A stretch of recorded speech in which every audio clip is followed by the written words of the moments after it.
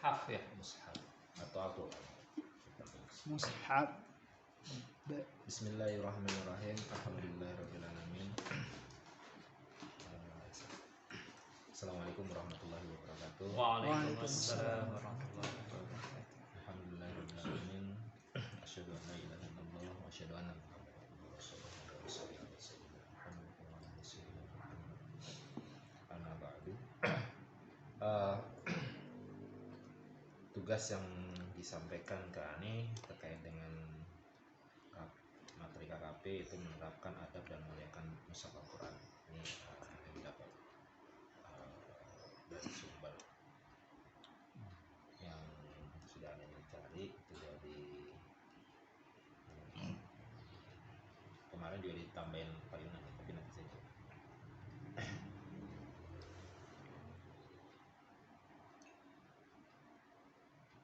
Dari Adabul Al-Quran, dari kitab Minhajul Muslim Fikih Sunnah At-Tabyan ya, bi adabi hamlatil Quran.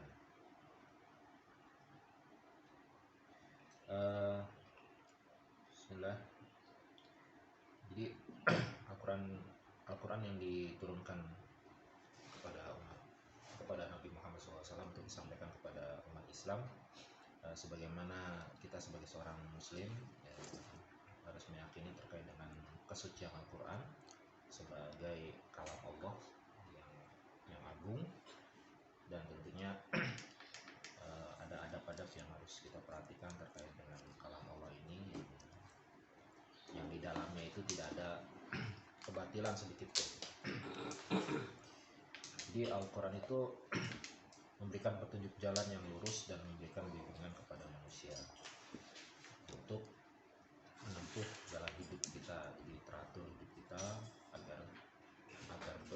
agar maslahat dan bisa selamat dunia dan akhirat. Jadi insya Allah juga akan memasukkan ke dalam golongan orang-orang yang mendapatkan rahmat dan syafaatnya ketika nanti di akhir kelak. Jadi oleh karena itu tidak ada ilmu yang lebih utama dipelajari oleh seorang muslim melebihi keutamaan mempelajari Al-Quran. Kita diperbolehkan untuk mempelajari ilmu-ilmu yang lain, namun tetap yang paling utama itu adalah mempelajari Al-Quran. Jadi boleh yang lain karena sungguhnya ilmu-ilmu yang lain itu juga bersumber dari Al-Quran juga ya, dan kita mempelajari Al-Quran jangan serta juga mengamalkan sesuai dengan sabda Rasulullah, khairukum man ta'allama Qur'an wa 'allamahu. Sebaik-baiknya orang di antara kamu adalah orang yang belajar Al-Quran dan mengajarkannya. Hadis riwayat Bukhari. Jadi Rasulullah telah menyampaikan sesuai dengan sabdanya bahwa sebaik-baiknya orang yang di antara kamu adalah orang-orang yang belajar Al-Quran dan mengajarkannya. Dalam riwayat Imam Muslim disebutkan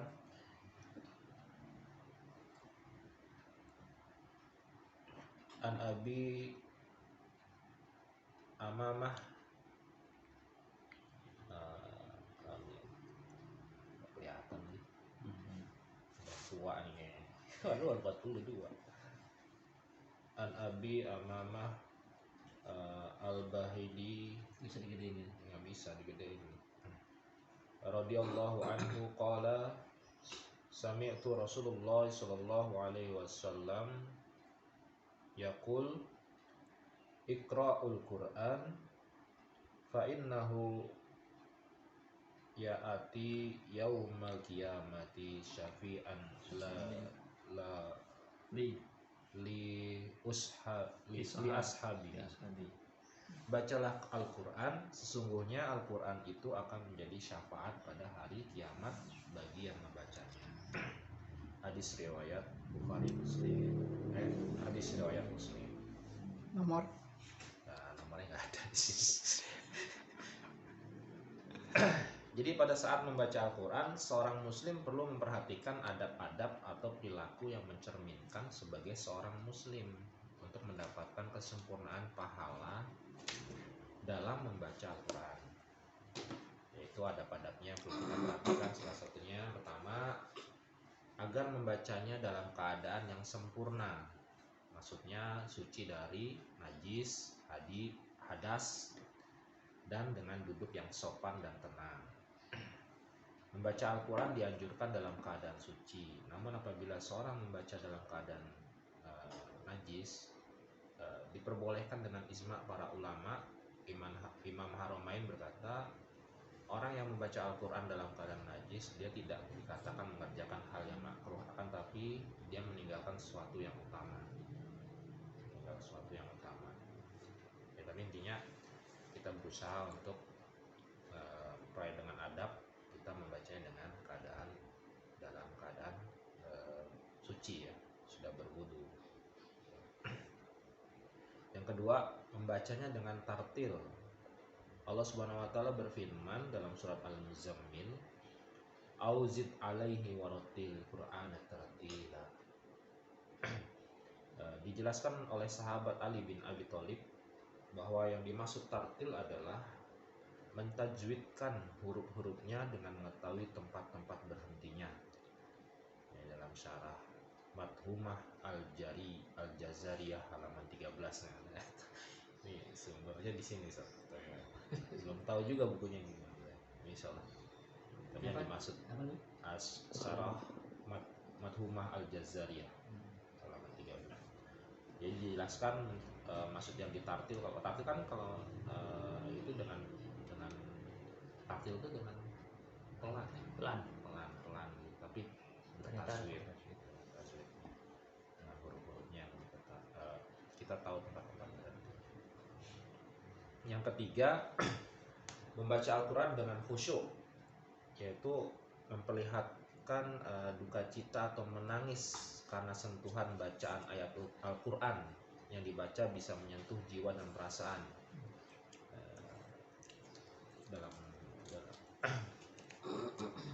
Di dalam Al-Quran, Allah Subhanahu wa taala menjelaskan sebagian sifat-sifat hambanya yang sholih.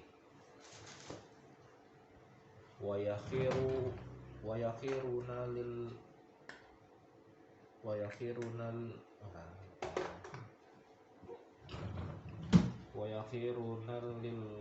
azqani bainakum yabquna wa yaziduhum khusu'an, dan mereka menyungkur atas muka mereka sambil menangis dan mereka bertambah khusyuk, dalam surat Al-Isra ayat 109. Jadi mungkin kalau orang sudah mengetahui membaca Quran terus sudah mengetahui artinya, mungkin lebih dalam lagi, ya, bisa mengetahui dan mungkin bisa menangis dengan maksud dari ayat-ayat Al-Quran tersebut, dan itu bisa membuat orang khusyuk. Yang keempat itu agar membaguskan suara di dalam membacanya. Jadi membaguskan suara di dalam bacanya. Rasulullah SAW bersabda, "Hiasilah Al-Quran dengan suaramu." Dalam hadis riwayat Ahmad, Ibnu Majah, dan Al-Hakim, yaitu Rasulullah bersabda, "Hiasilah Al-Quran dengan suaramu." Maksudnya membaca Al-Quran dengan susunan bacaan yang jelas makhrijul hurufnya, panjang pendek bacaannya, tidak sampai dari ketentuan kaidah tajwidnya, atau sesuai dengan ketentuan kaidah tajwidnya. Panjang pendeknya itu sesuai, kaidah tajwidnya juga sesuai. Ya, itu sesuai dengan apa yang sudah kita ikhtiarkan dalam setiap pekan hari Kamis pagi untuk memperbaiki bacaan dan juga mengetahui hukum tajwid dan bisa istiqomah. Terus yang kelima yaitu membaca Al-Quran dimulai dengan ta'awudz. Allah Subhanahu wa taala berfirman, Fa'ida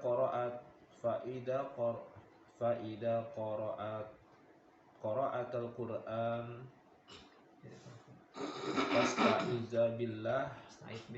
Fasta'iz billahi min syaitonir rajim.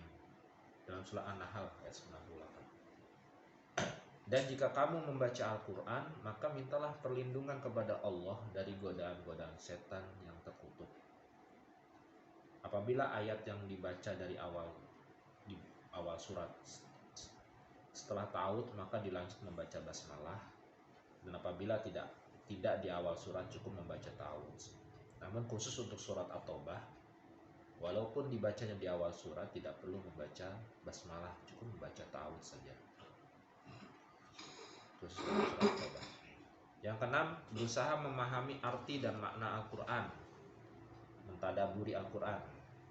Membaca Al-Quran dengan berusaha mengetahui artinya dan memahami inti dari ayat yang dibaca dengan beberapa kandungan ilmu yang ada di dalamnya. Mentadaburi isi arti Al-Quran. Yang ketujuh, tidak mengganggu orang yang sholat. Tidak mengganggu orang yang sholat. Membaca Al-Quran tidak mengganggu orang yang sedang melaksanakan sholat, dan tidak perlu membacanya dengan suara yang terlalu keras, karena dikhawatirkan mengganggu kekhusyuan orang yang sedang melaksanakan sholat. Bacalah dengan suara yang lirih atau di dalam hati secara khusyuk sampai berarti selesai sholat. Waalaikumsalam. Yang kedelapan, menjaga Al-Quran. Kemudian adab lain dalam membaca Al-Quran ialah tidak melalaikan bacaannya setelah mempelajarinya. Menjaga Al-Quran, jadi tidak melalaikan bacaannya setelah mempelajarinya. Waalaikumsalam. Oh, nggak puasa ya? Tidak puasa. Itu masih puasa Ustaz? Tidak puasa tuh. Oh gitu. Masih puasa. Kita lagi ikut fatwa Pak Tisna cukup. Karena kita di Yatama jadi ikutan fatwa Pak Tisna. Oh gitu. Kalau di PKPU ikutan fatwa PKPU beda cerita. Alvan agak terlambat tadi pagi di UB pijit dulu. Pada sakit lagi. Next, lanjut. Terkait dengan menerapkan adab dalam Al-Quran, adab dalam menjaga. Itu menjaga Al-Quran yang tadi dimaksud yaitu membaca Al-Qurannya ialah tidak melalaikan bacaannya setelah mempelajarinya. Bacaan atau hafalan Al-Quran yang telah dimiliki harus dilestarikan sepanjang hayat, madahul hayat, sepanjang hayat selama hidup kita sampai kita meninggal, sebagai bekal kelak kita di alam barzah dan akhirat. Baca atau hafalkan ayat Al-Quran setiap hari walaupun satu ayat, namun jika istiqomah dalam melaksanakannya merupakan sebuah amal yang baik di hadapan Allah dibandingkan tidak melakukannya sama sekali. Menurut Imam Nawawi, melalaikan Al-Quran merupakan sebuah dosa besar. Yang kesembilan, simpanlah Al-Quran di tempat yang tinggi. Tidak boleh meletakkannya di bawah ataupun di tempat sejajar dengan benda atau peralatan lain, karena sejatinya Al-Quran merupakan kalamullah yang sangat mulia. Kadang suka lupa taruh di bawah sebenarnya. Itu kita kalau udah tahu jadi insya Allah memuliakan Al-Quran. Yang kesembilan, simpanlah Al-Quran di tempat yang tadi sudah. Yang kesepuluh, mendengarkan saat dibacakan. Dengarkanlah bacaan Al-Quran. Jika ada yang membaca Al-Quran, maka dengarkanlah bacaan itu dengan tenang dan resapilah bacaan dan maknanya. Resapilah bacaan dan makna. Allah Subhanahu wa taala berfirman, wa idza qari'al Qur'an fastami'u lahu wa ansitu la'allakum turhamun. Dalam surah Al-A'raf ayat 204. Dan tatkala dibacakan Al-Quran, maka dengarkanlah dan diamlah, semoga kamu diberi rahmat. Yang 11, membaca Al-Quran dengan saling bergantian. Apabila ada yang membaca Al-Quran, boleh dilakukannya membacanya itu secara bergantian dan mendengarkannya harus dengan khusyuk dan tenang. Yang terakhir, berdoa setelah membaca Al-Quran. Dalam sebuah riwayat dijelaskan, para sahabat apabila setelah khatam membaca Al-Quran, maka berkumpul untuk berdoa dan mengucapkan semoga rahmat Allah turun atas selesainya membaca Al-Quran. Allahumma rahmana bil-Quran. Jadi semoga kita semua termasuk ke dalam golongan orang-orang yang mencintai Al-Quran dan Amin. sebagai seorang muslim dalam membaca, mempelajari dan mengamalkan Al-Quran dalam kehidupan sehari-hari. Semoga Allah senantiasa menjadikan Al-Quran sebagai pedoman petunjuk yang dapat memberikan syafaat bagi kita yang membaca, menghafal dan mengamalkannya. Amin amin Allahumma ya rabbal alamin. Itu mungkin. Terus tambahan sedikit terkait dengan menghargai Al-Quran yang mungkin jarang diketahui sampai Ustaz Abdul Aziz. Jadi segala bentuk interaksi yang tidak fokus berarti kurang menghargai Al-Quran. Misalnya tilawah sambil nonton TV gitu. Terus baca HP. Sambil ngeliat WA gitu. ya, Nonton WA. kalau dia ada WA masuk gitu ya. Tapi kan tilawahnya di mushaf Ustaz, bukan di HP Ustaz. Iya. Jadi ngobrol apa sama teman sambil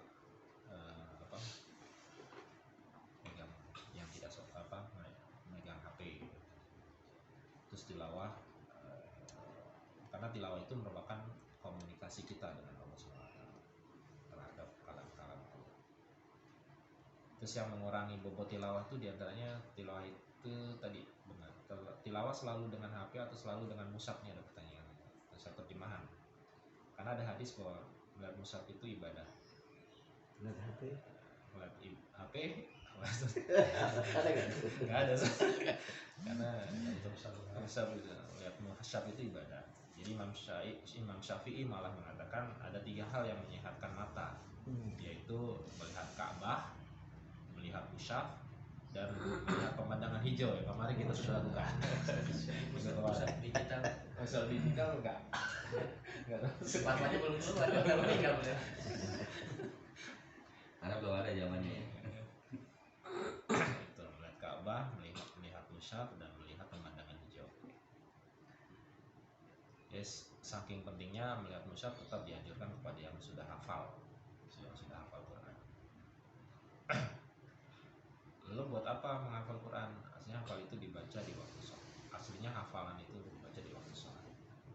Sholat dengan hafalan meski suratnya berulang-ulang lebih baik daripada sholat yang dengan membaca dan suratnya berbeda-beda.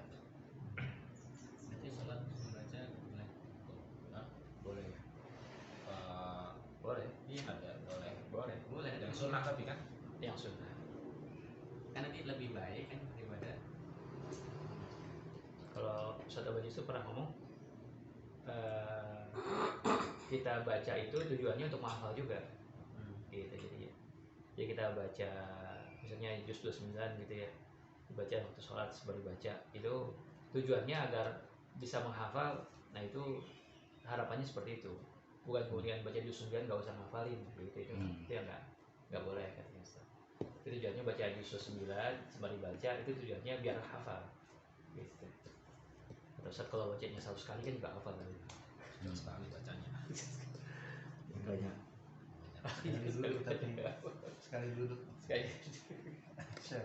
Terus ini ada terkait dengan mushaf juga. Jadi para ulama juga tidak membiarkan mushaf terbuka apabila tidak dibaca, tidak melantarkan misalnya. Jadi harus ditutup. Terus ada juga misalnya tilawah, tidak boleh juga tilawah diajak bicara. Keadaannya selesaikan sampai akhir ayat, sampai itu akhir surat baru Akhir surat apa ayat? Akhir surat. Surat Kalau apa ya? baca Al-Baqarah susah dong. akhir surat juga boleh. Atau kan? Atau. Kalau nggak mau ngomong dulu, selesaikan dulu. Terus jangan menjawab panggilan di tengah tilawah. Baiknya kalau kita bersuami istri mungkin saling memahami dalam komunikasi ketika tilawah. Jadi istri mungkin nggak boleh di keran rusak gitu kan main baca kan. Jawabnya ntar dulu, Jawabnya ntar dulu. Selesai tersurat. Selesaikan dulu. Atas ya, itu ada pada suami juga tahu. Jadi kalau istri sedang baca Quran, suaminya juga tahu jangan minta buru-buru untuk dilayani. Mungkin ini kejadian terus ada lah di depan kita ya. si suami tersinggung Ya, ada karena nggak mau masalah. dilayani padahal istri lagi baca Quran ya Iya, gitu. nggak boleh. Nggak boleh justru. Selesaikan dulu. Tapi nggak ada hadisnya itu maksudnya kalau lagi baca Quran ada Makanya adab yang baik. Kalau adab baik kan Iya. Nanti Kali ada- pengertian aja gitu. Ada pertanyaan dari Pak Muhammad. Ada hadis lagi. ya jadi istilahnya kalau misalkan ada yang tidak paham ya, cukup memberi isyarat aja sampai semua kita bacanya sudah selesai. Terus jika ada yang sedang membaca Al-Quran bersama-sama, bagi yang telat tidak perlu memberi salam ataupun mengajak salaman, akan mengganggu proses tilawah. Itu sering kita lakukan. Jadi sering dilakukan.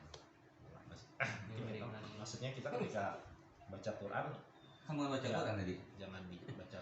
Lagi bahas Quran ya. Kita selesaikan dulu, duduk aja. Mungkin karena kita udah terbiasa salam, jadi tadi selesai dulu tilawah. Meletakkan mushaf di lemari atau rak yang paling atas, jadi jangan paling bawah. Udah nggak terjangkau banget. Iya, maksudnya paling ya di bawahnya buku-buku yang lain gitu di bawahnya. Adab ini membuktikan di hati kita ada ruh tazimul Quran, ta'zim Quran. Jadi kita memuliakan Quran.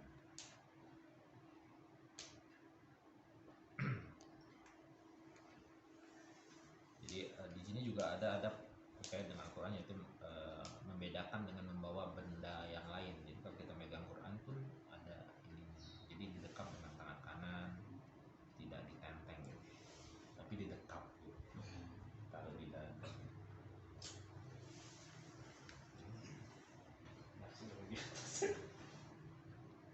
Ya udah di atas. Bang.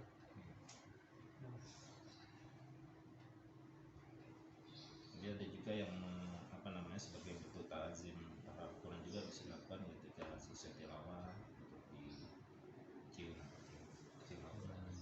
Itu gimana Ustaz? Boleh kan? Boleh. Mau tanya tanya Pak Mahmud Sebagai ada hadisnya nggak ya? Itu ada di sini. Belum ada Mahmud ya. Ya, sambil semoga kita bisa bersyukur dengan mencintai Quran ya. Kalau kita ngantuk juga jangan dipaksain. Quran awal. Ngantuk tadi tidur aja dulu. Ya, istirahat karena bisa-bisa tulisannya hilang. Baca isyarat. Suaranya nggak jelas gitu. Suaranya nggak jelas. Salah baca. Tulis Baca. tulisannya Kalau nggak ini hilang. dibaca Tulisannya hilang. Iya. Di mata kita Baca langsung di mata. Nggak kelihatan. ada protes ada Ada lihat ya. karena kata Ustadz Rudi kan Ustaz katanya nggak boleh dipaksain. iya tidur aja. Itu aja. Kalau kayak Ustadz Rudi itu Bangun kalau kita baca salah aja udah berubah arti gitu. Baca salah huruf aja sudah berubah arti. Jadi ada gitu ya, bahasa lihat ya. Jadi oke itu terus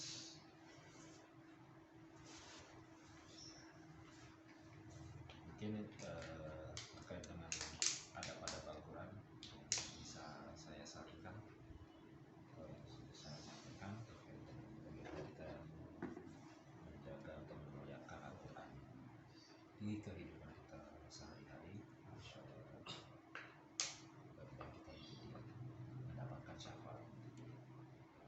Amin. Amin Allah. Kurang lebih saya mohon maaf.